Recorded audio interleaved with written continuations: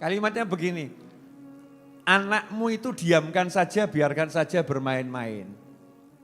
Bertingkah model macam-macam namanya anak-anak ya seperti itu, biarkan seperti itu.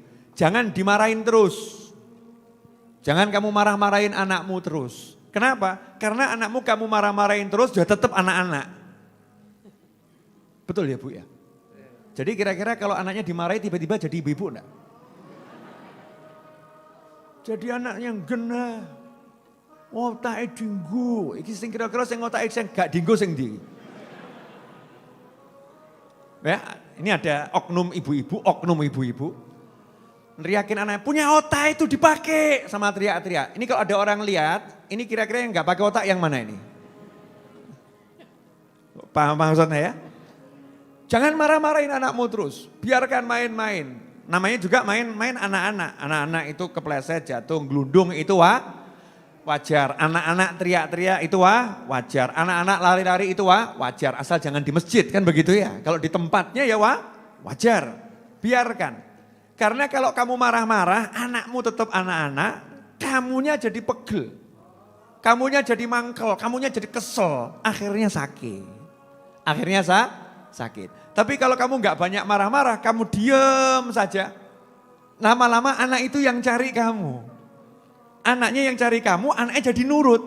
Karena gak sering dimarahin. Betul anak-anak? Betul. Insya Allah itu. Itu jawaban dari anak-anak. Saya nggak tahu ya ini urusannya orang-orang ahli itu ilmu jiwa, cara apa tuh mendidik anak dan sebagainya. Cuman parenting, yang saya dengar dari pakar parenting begitu. Ini saya nggak dengar dari pakar parenting, tapi pakar hidup lama. Orang tua yang berpengalaman, menang tua. Ya, dia menang berpengalaman. Kemudian dilanjutkan, begitu juga sama manusia yang lain. Jangan suka marah-marah. Karena kamu marah-marah sama orang itu membuat kamu capek, lelah.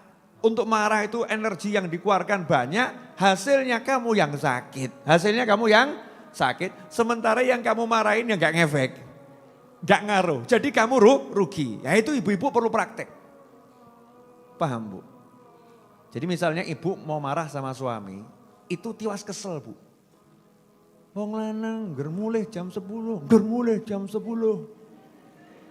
Kadang-kadang jam 11 yang nggak paham bahasa Jawa ya mohon maaf. Ya, every day you came late, bu, ngono ya. Ramudeng aku. Tiap hari nggak pernah pulang tepat waktu, terlambat terus. Kamu ini sebetulnya suaminya siapa? Ibu-ibu nongger ngamuk, oknum ya, oknum ibu-ibu. Kalau marah itu kalimat-kalimatnya, masya Allah. Terus genah bojone ditakok, sebetulnya kamu suaminya siapa? Waneh gitu ya. Waneh. Emang gak mau pulang ya?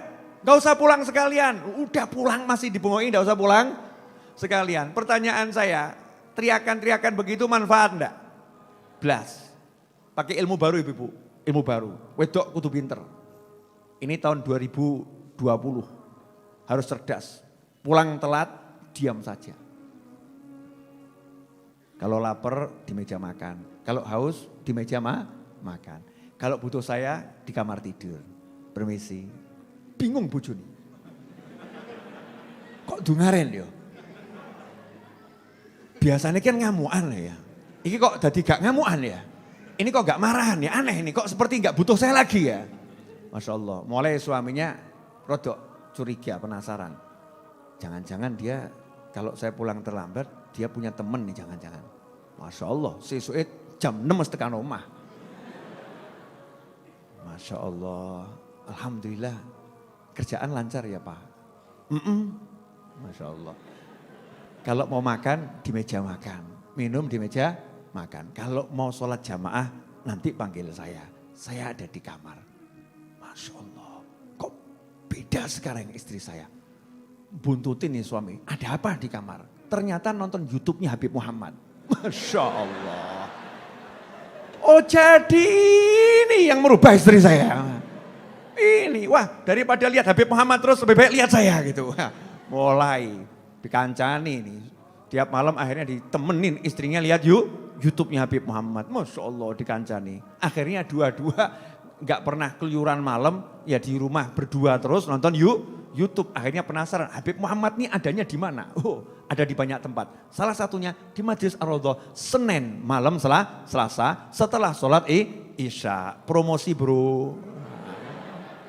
Apaan ya Beb?